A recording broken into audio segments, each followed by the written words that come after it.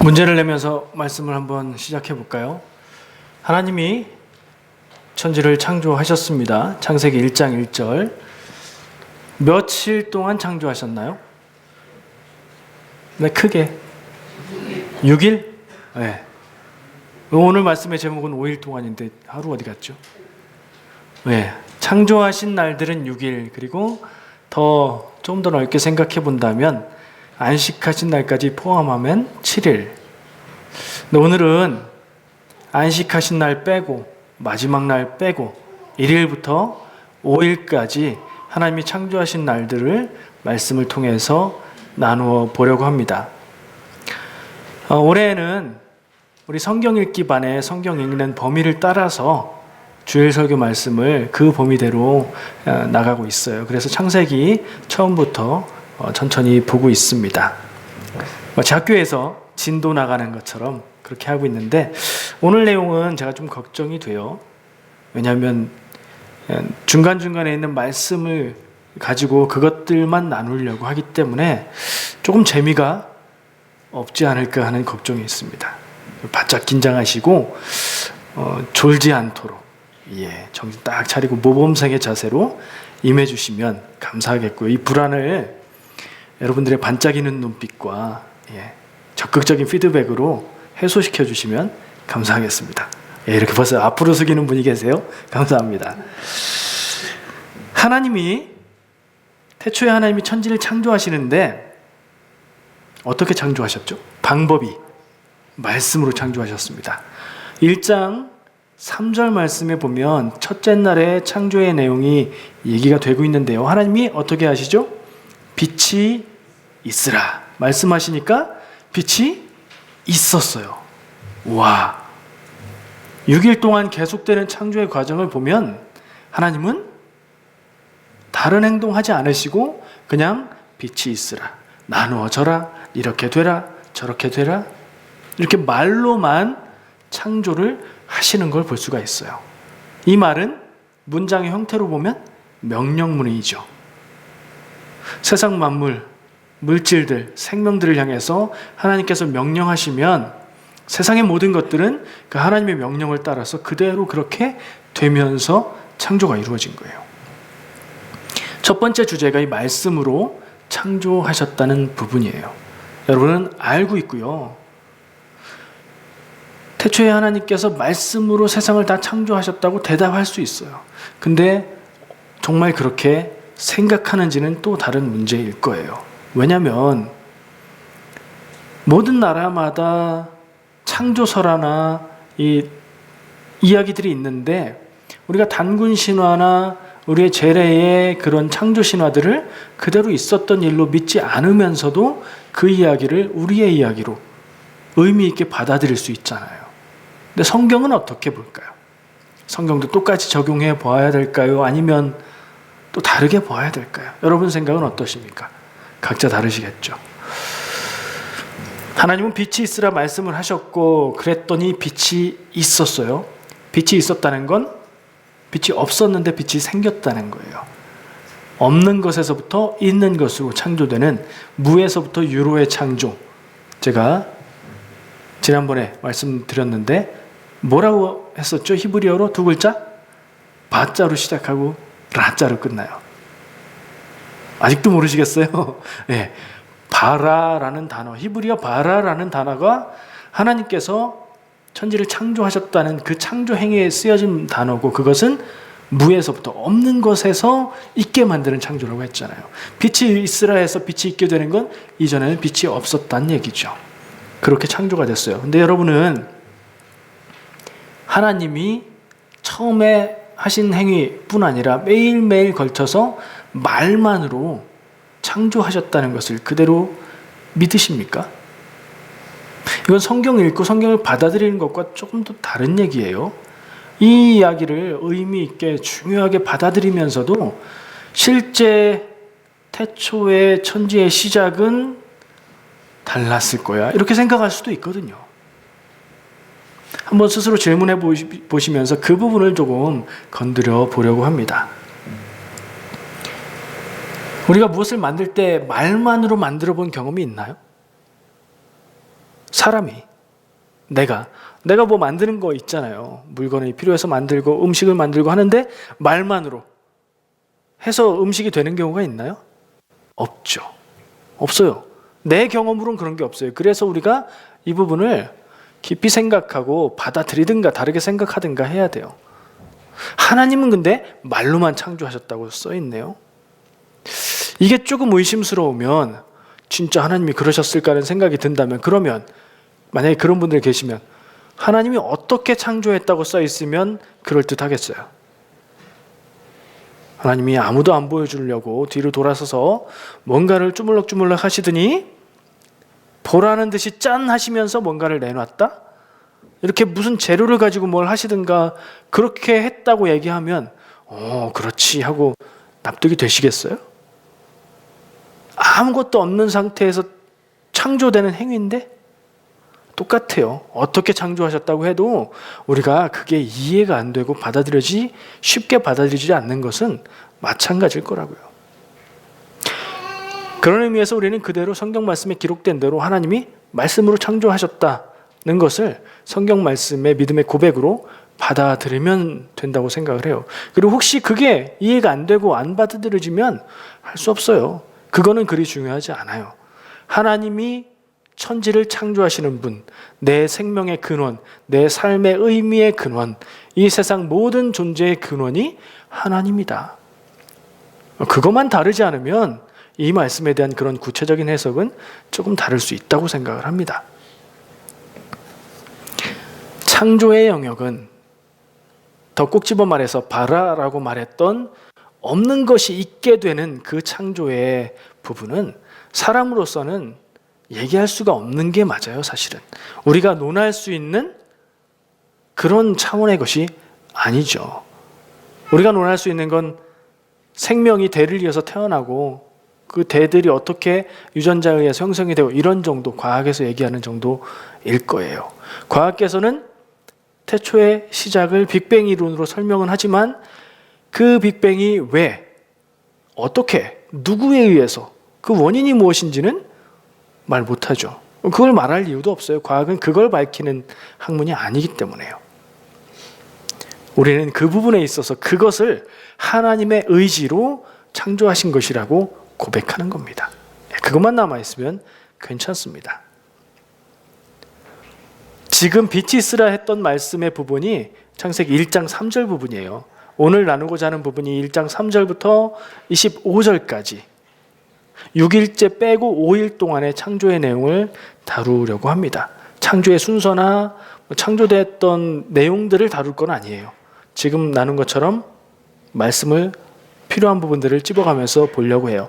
주보 예배 순서 옆면에 있는 말씀 요약을 보시면서 따라오시는 게 훨씬 더 편할 것 같아요. 두 번째는요, 보시기에 좋았더라 하셨던 말씀을 나누고 싶습니다. 1장 4절 말씀에 나오고 있어요. 1장 4절은 처음 창조하신 빛의 창조, 그 바로 거기에 해당하는 거예요. 그리고 매일매일의 내용을 보면 하나님은 창조 후에 보시기에 좋았더라 라고 말씀하고 계신 것을 확인할 수 있습니다. 당연히 좋았겠지. 하나님이 창조하셨으니까 완벽하셨겠지. 이렇게 생각하지 마시고요. 나의 경우를 한번 상상해 보자고요. 여러분들 어렸을 때 그림 그리기 좋아하셨어요? 그림에 재능이 있든지 없든지 그림 그리기 좋아하셨을 것 같아요.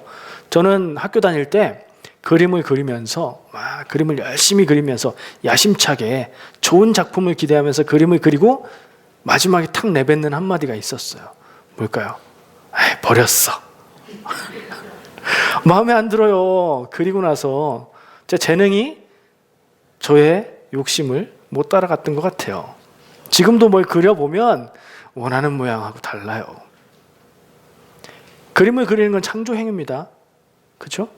근데 정말 자기 마음에 들게 자기가 그려놓고 보기에 좋다라고 말할 만한 작품, 남들이 보고 잘 그렸어 얘기하는 거 말고 스스로 내가 마음속에 그리고 싶었던 것을 그대로 그려낼 수 있는 능력은 참 귀한 능력이에요. 하나님은 바로 그렇게 자기가 창조하기 원하셨던 하나님의 마음에 딱 맞는 상태로 창조된 것을 보시고 좋아하신 거예요. 그 표현입니다. 매일매일 모든 창조를 향해서 하나님은 좋다 말씀하셨던 거예요. 그러면 하나님이 창조하신 이 모든 세계는 좋은 거예요, 나쁜 거예요? 좋은 거예요. 누가 시비 걸겠어요? 하나님이 다 좋다 좋다 좋다 인증을 해주셨는데 그걸 나쁘다고 누가 말할 수 있어요? 없죠. 근데 우리 마음 가운데, 사람들 가운데 이런 생각이 하나 있어요. 물리적인 거, 물질적인 거, 육체적인 것은 악하고 썩어질 것이고 영적인 것은 귀한 것이다. 그런 생각이 있죠. 성경 말씀에도 그런 비슷한 얘기들이 나와요. 근데 잘 읽어보면 그거하고는 다른 얘기예요. 물질계가, 우리의 몸의 육체가 악하다는 얘기를 하고 있지 않습니다. 성경은 창세기에서 분명히 말하고 있어요. 하나님이 창조하신 모든 것들을 바라보시면서 좋다, 하나님 인증 마크를 붙이신 거예요. 그러면 그건 좋은 거예요. 사람들이 말하는 대로 물질은 악한 것이고 영적인 것은 귀한 것이다? 아니에요. 물질은 하나님이 창조하신 귀한 것이고 영도 하나님이 창조하신 귀한 것이에요. 물질과 영이 함께 있는 존재, 사람, 귀한 존재예요. 뿐만 아니라 다른 동물들도, 다른 식물들도, 생명이 없는 물질들도 하나님이 창조하신 귀한 것이에요. 귀할 뿐 아니라 하나님이 창조하시고 완벽한 모습을 보고 좋다고 하셨을 만큼 완벽하게 만들어진 존재예요. 다만 지금은 상태가 조금 안 좋아졌어요. 자연이 많이 망가졌다고 하죠. 누구 때문에요? 하나님이 망가지게, 많이 사용하다 보면 망가지게 그렇게 창조하셨나요? 완벽하지 않게? 하나님은 완벽하게 창조하셨는데 사람들이 자연을 많이 망쳐놨어요. 그거는 인정해야 돼요. 사람들이 사는 세상은 어때요? 사람은 제대로 되게 살아가고 있나요? 아니에요. 사람들이 사는 모습도 많이, 하나님이 창조하시고 좋다라고 했던 그 모습에서는 많이 망가져 있어요. 누구의 책임이냐면 사람의 책임이에요.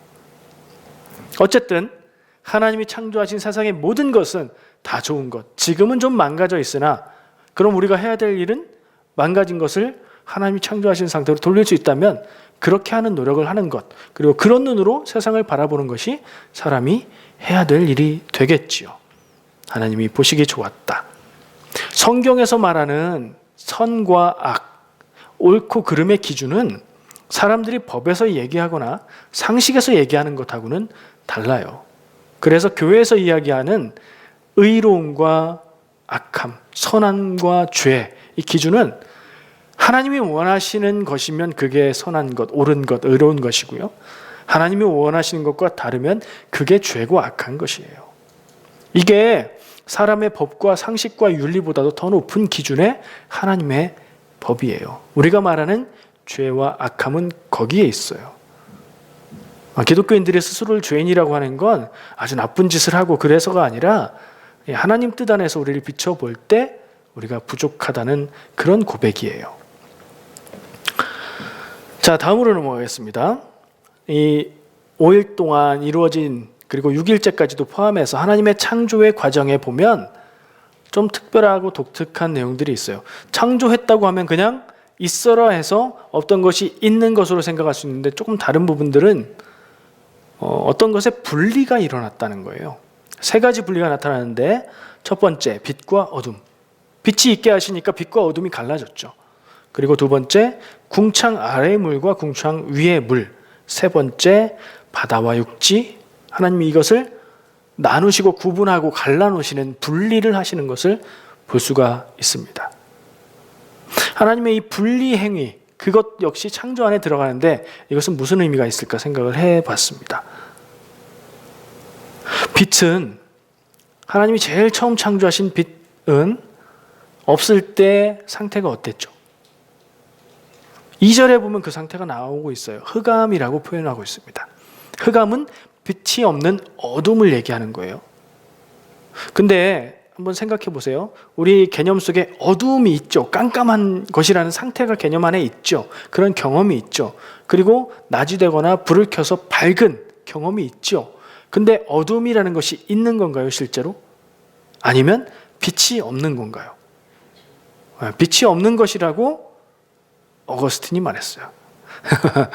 죄에 대해서 죄는 죄의 실제가 있고 그것이 어떤 하나님이 창조하신 것이 아니라 죄는 의로움, 하나님의 선함, 그것이 없는 상태가 죄다. 이런 설명을 했어요. 그러면서 빛에 대한 예를 보기로 그렇게 예를 들었어요.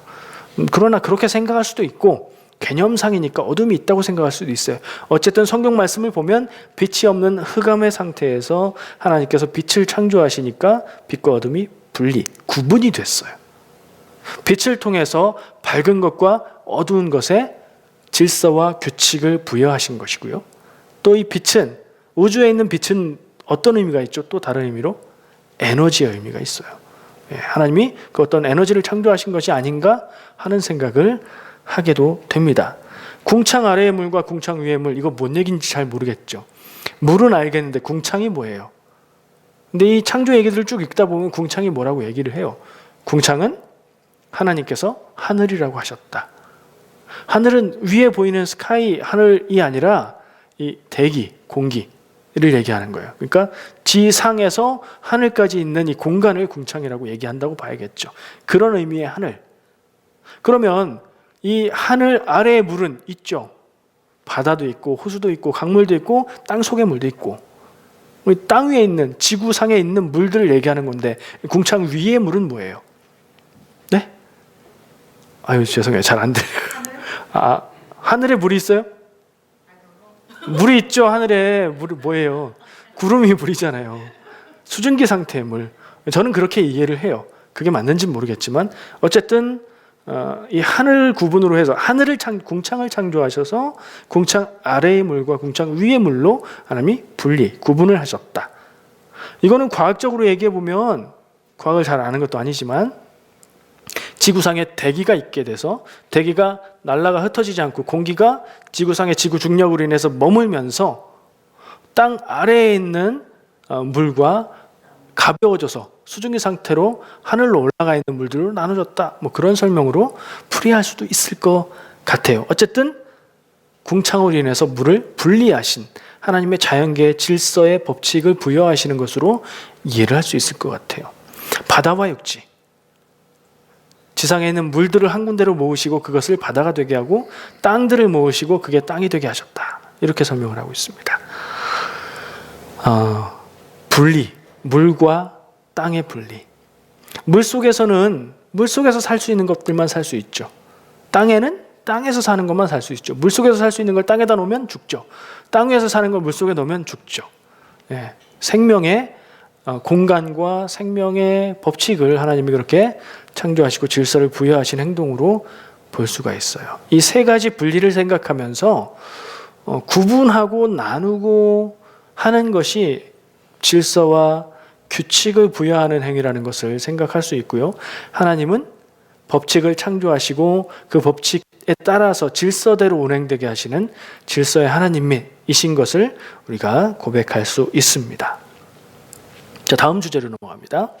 다음 주제는 하루의 시간이에요. 자, 하루의 시간은 몇 시간이죠? 상식적으로 24시간. 하루가 다시 그 같은 기준의 시간이 되기 위해서는 24시간이 지나요. 근데 이게 원래는 24시간이 지나서 그때로 오는 게 아니라 하루라는 기준을 정해놓고 그거를 단위로 쪼개서 24개로 쪼갠 거죠. 그게 사실은 순서죠. 자, 하루는 어떻게 무엇에 의해서 결정되죠? 제가 지난번에 말씀드렸어요. 이 자연계의 우주의 법칙 중에 뭐로 인해서 하루가 결정이 되죠? 하루는 해가 뜨고 져서 다시 그 자리에 오는 게 하루겠죠. 지구의 자전에 의해서 지구가 돌면서 해를 보고 또 보고 해가 없어졌다 다시 나타나면 하루가 지났다고 사람이 생각하게 돼 있잖아요.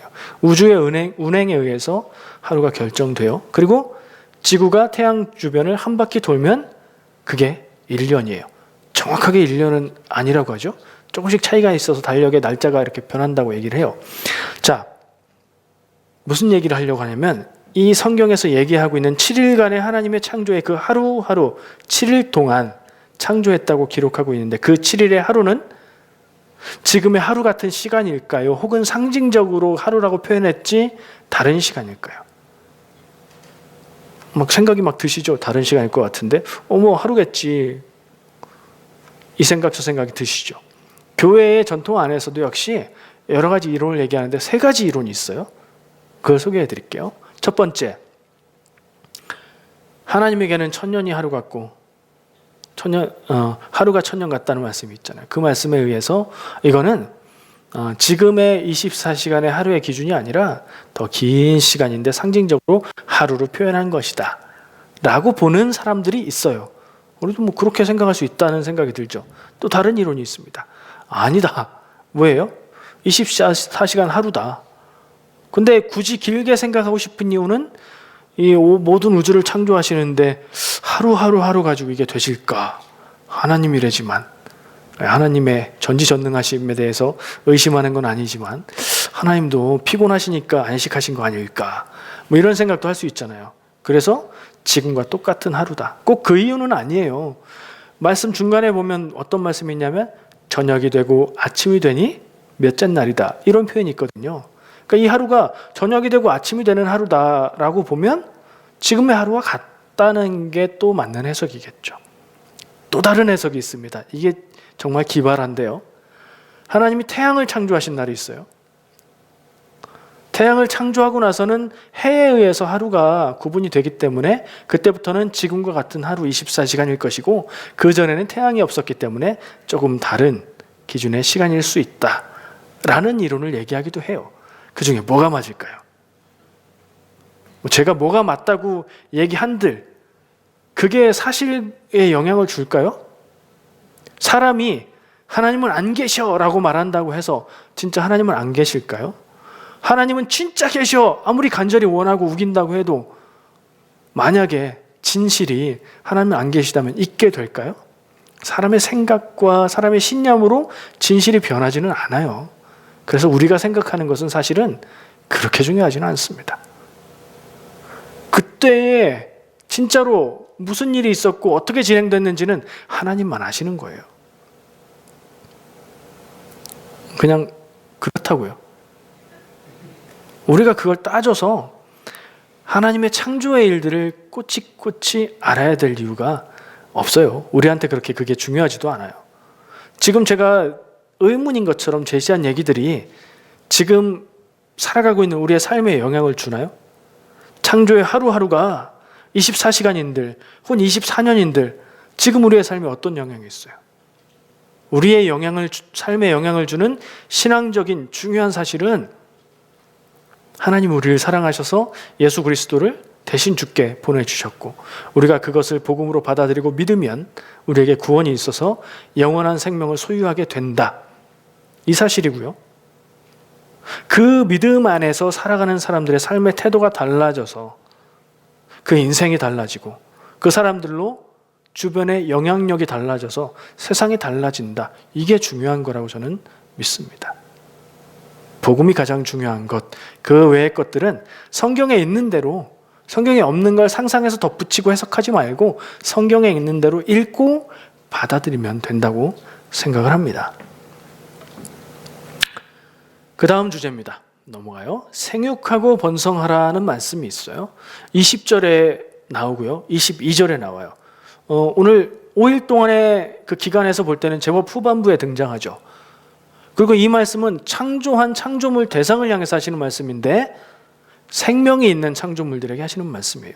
생각해보면 그렇잖아요. 생육하고 번성하라를 생명이 있는 존재가 아닌 물체에게 얘기할 수는 없죠. 물체는 그냥 그대로 있는 거니까.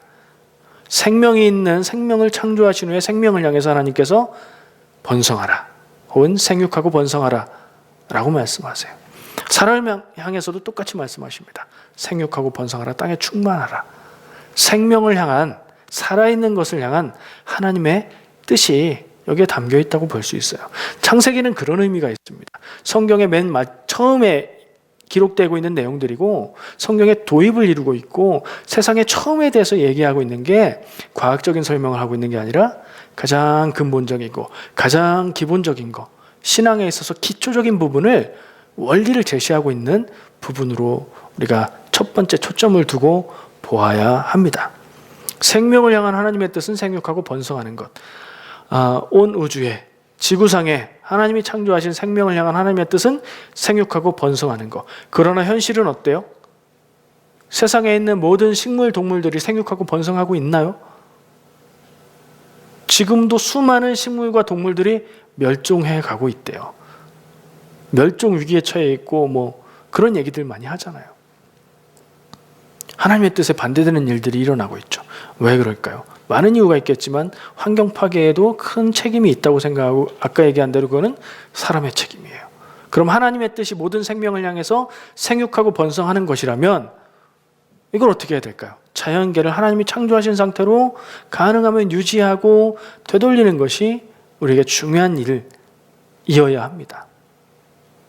사람은 어때요? 사람은 인간, 사회, 세상, 인류는 생육하고 번성하고 있나요? 60억, 70억 지금 인구가 막 늘어나고 있죠. 근데 그 내용을 들여다보면 세계 곳곳에서 폭력으로 인한 죽음들, 폭력으로 인한 괴로움 당하는 일들이 도처에 있어요. 캐나다에는 없나요? 캐나다에도 있고 한국에도 있고 정말 살기 어려운 나라들에도 있고 생존을 위협받는 데들도 있고 살긴 사는데 노예처럼 사는 사람들도 많이 있고 그게 하나님의 뜻에 맞나요? 아니요. 누구의 책임인가요? 사람의 책임. 하나님의 뜻에 맞게 세상을 바꾸는 건 역시 그리스도인에게 주신 하나님의 책임일 거라고 생각을 해봐요. 근데 증거가 있어요. 다음에 다루게 될 내용이라서 사람을 향해서 하나님이 주신 명령이 있어요. 생육하고 번성해라. 땅에 충만하라. 그리고서 땅을 정복하라. 이런 말씀을 하세요. 그게 무슨 말씀이죠? 땅을, 이 자연을 관리하라는 말씀이세요. 니들 마음대로 쓰고 어떻게 돼도 상관없으니까 마음대로 해라. 이런 말씀이 아니라 하나님이 창조해 놓으신 아름다운 완벽한 세상을 사람 너희들이 관리해라. 왜냐하면 사람은 하나님의 형상을 담게 특별하게 창조하셨기 때문에 그런 임무를 주시는 거거든요. 다음에 그 얘기를 자세히 하도록 하겠습니다. 우리는 하나님의 뜻이 생명을 향해서 생육하고 번성하라 임을 다시 한번 확인할 수 있고요. 이것은 나한테만 향한 게 아니라 기독교인들에게만 향한 게 아니라 세상에 있는 모든 사람들 그리고 모든 생명들을 향한 하나님의 뜻임을 우리가 확인해야 됩니다. 마지막 얘기 하나 하겠습니다. 이거는 이 말씀에 있는 내용이 아니라 거기에서 뽑아낸 어떤 얘기예요. 성경으로 푼다. 들어보신 얘기죠. 성경은 성경으로 푼다. 성경에서 읽다가 모르겠는 얘기가 있으면 성경에 있는 다른 부분의 얘기로 그것을 해석해야 된다는 뜻의 얘기예요. 어떻게 생각하세요?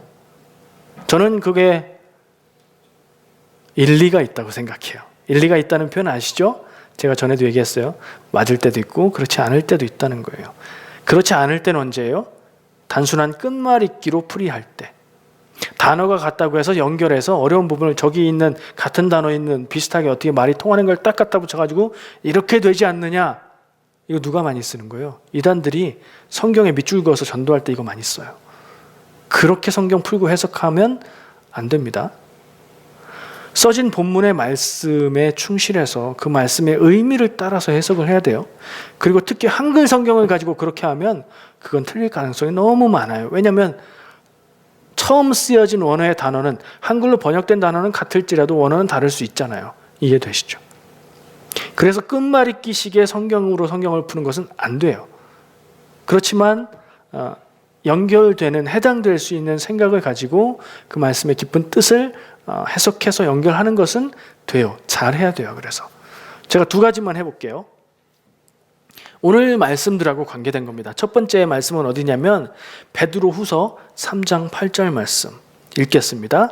사랑하는 자들아 주께는 하루가 1000년 같고 1000년이 하루 같다는 말씀을 베드로가 기록하고 있어요. 그리고 이 말씀은 원래 시편 90편 4절에 거의 같은 취지의 말씀이 그대로 똑같지는 않지만 거의 같은 내용의 말씀이 써 있어요. 읽어드릴게요. 주의 목전에는 1000년이 지나간 어제 같으며 밤의 한순간 같을 뿐이미니이다. 무슨 얘기인지 한 번만 읽어드려도 이해되시죠? 하나님께는 하루가 1000년 같고 1000년이 하루 같다는 얘기를 잘 기억해라. 그게 무슨 의미인지 알지? 하면서 얘기하고 있어요. 이거를 잘못 적용하는 예는 뭐냐면 7일 동안에 그게 하루라고 얘기했으니까 여기 있는 말씀을 갖다 적용하면 하루는 1000년이니까 7000년 동안 하나님이 창조하셨어. 이렇게 해석하는 게 유치한 잘못된 해석이에요. 그렇게 해석하는 거 아닙니다. 이 말씀을 여러분들 충분히 이해하셨을 거라고 생각해요. 하나님에게 하루가 1000년 같고 1000년이 하루 같다는 얘기는 하나님은 사람처럼 시간에 구애받는 분 아니시다. 시간을 창조하신 분, 시간 밖에 계신 분이다는 얘기죠. 우리에게는 급박하고 지금 꼭 이루어져야 되는 것 같지만 하나님은 시간을 초월해서 역사를 이루신다. 그런 얘기예요. 그러니까 하나님은 시간에 매이지 않는 분이라는 뜻이에요. 그럼 어떻게 적용이 되죠? 성경의 창세기 1장에 있는 7일 동안의 창조의 기간은 어떻게 되는 거예요? 하나님 마음이 되는 거죠. 하나님은 7000년 혹은 그 이상일 수도 있고 혹은 단 한순간에 이 모든 일을 다 이루실 수도 있는 분이라고 고백하는 게 맞는 해석이 되겠죠. 그래서 거기에 대해서는 우리가 따지지 않는 것으로 얘기하는 게 맞는 해석이 될 거라고 생각을 해요. 또 한 군데 말씀이에요. 제가 읽어드릴 테니까 들으시고 오늘 나눈 몇 가지 주제들 중에 어디에 연결될까 한번 생각해 보세요. 욥기 38장 4절 말씀. 욥기의 후반부죠. 욥이 친구들과 언쟁하고 그러다가 욥이 하나님 앞에 불만을 얘기합니다. 내가 무슨 죄가 있어서 나에게 이런 재앙을 주십니까에 해당하는 내용들을 막 얘기해요. 하나님은 그 모든 말들 앞에서 침묵하고 계십니다. 대답하지 않으세요. 그러다 38장에 와서 이렇게 얘기를 꺼내십니다. 내가 땅에 기초를 놓을 때에 네가 어디에 있었느냐? 조금 어려워요. 한 번 더 읽어드릴게요. 내가 땅에 기초를 놓을 때에 네가 어디에 있었느냐? 또 이어지는 말씀이 있어요. 네가 깨달아 알았거든 말할지니라.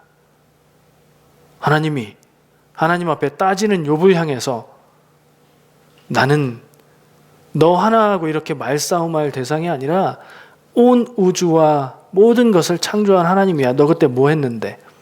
너 그거에 대해서 얘기할 수 있니? 라면서 힘으로 전지전능함을 앞세워서 욥의 불만을 잠재우시는, 눌러버리는 그런 장면이 아니라 이 말이 어떻게 들으면 욥의 불만을 토로하는 앞에서 욥의 불만은 우리의 질문과 똑같아요. 욥의 핵심은 아무런 이유 없이 고난당할 수 있다는 거거든요. 아무런 잘못 없이 어려움을 겪을 수 있다. 그런 일들이 우리에게 일어나고 있다. 그 얘기예요. 그걸 어떻게 받아들여야 되느냐에 대한 책이에요. 그걸 하나님 앞에 우리는 기도하면서 얘기하잖아요. 하나님, 나에게 왜 이런 아프고 힘든 아픔을 주시나요? 욥과 똑같은 질문이에요. 하나님은 우리를 향해서 이렇게 말씀하실 수 있어요. 내가 땅에 기초를 놓을 때 네가 어디 있었느냐?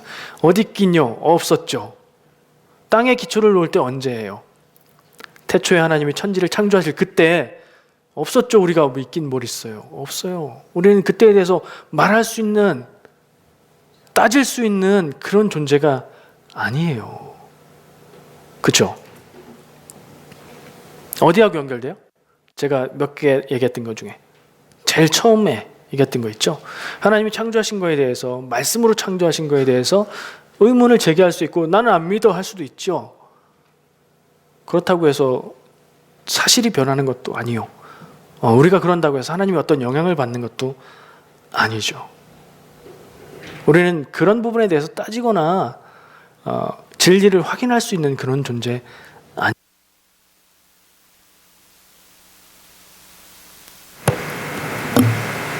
그 사실을 우리가 꼭 기억해야 될 줄로 믿습니다. 성경은 이런 식으로 좀 풀어졌으면 하는 바람이 있습니다. 오늘 말씀은 이렇게 말씀의 부분들을 이렇게 봤기 때문에, 진도 나가듯이 봤기 때문에 어떤 한 주제로 딱 연결되는 교훈이나 주제를 찾기가 어려워요. 그래도 하나님이 창조하신 일들과 이 며칠 동안의 일들, 그리고 뽑아서 함께 나누었던 주제들을 생각해 볼 때 드는 생각이 있어요. 저는 두 가지 생각해 봤습니다. 그걸 이 요약의 끝에 질문으로 써놨어요. 뭐죠?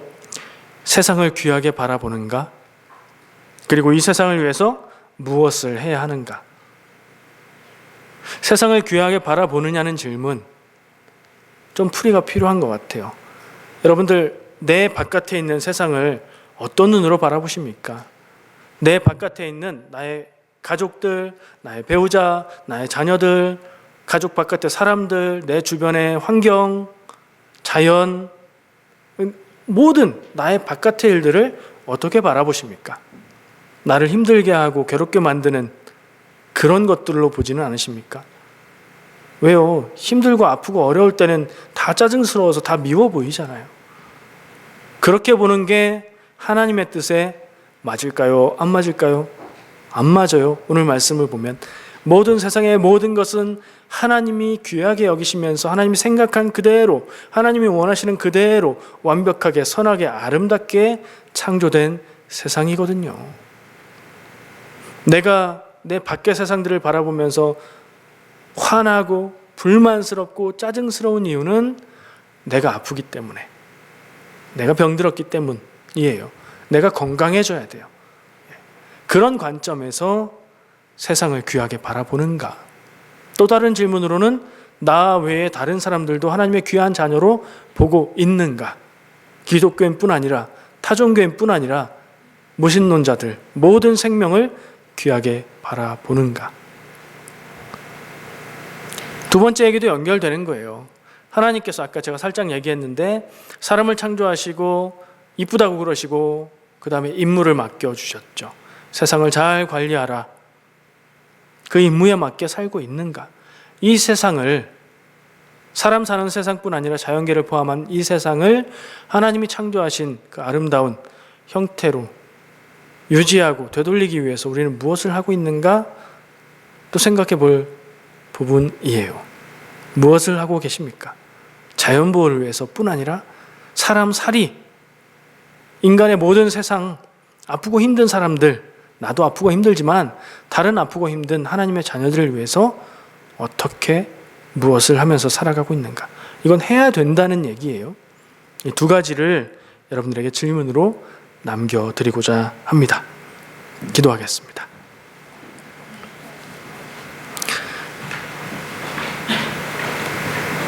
전지 만물을 창조하신 하나님,